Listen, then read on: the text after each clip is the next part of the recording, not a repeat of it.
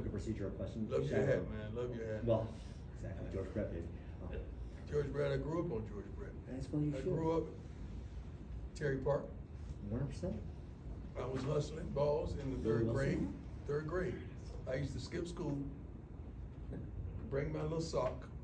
I used to beat everybody running when they hit the home run balls, and I used to get the balls, and I used to sell them during the game. Really?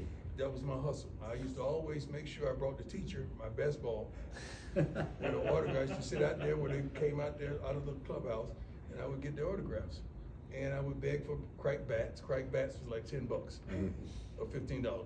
You know, a good home run ball and BP was like $3.50, $1.50 bat ball.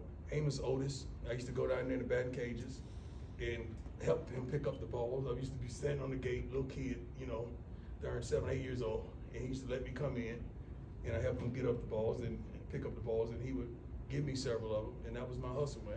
So George Brett, Amos Otis, Willie Wilson, all those guys was my guy. And to top the story off, I was drafted by the Kansas City Royals out of high school.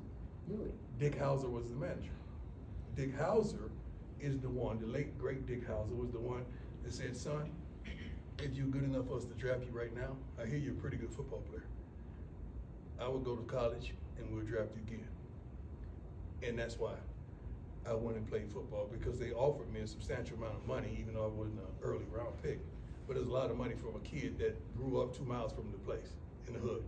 Wow. So that's my story about the Royals. You and Bo Jackson have been perfect. Amen. I don't think they'll let that happen, but. And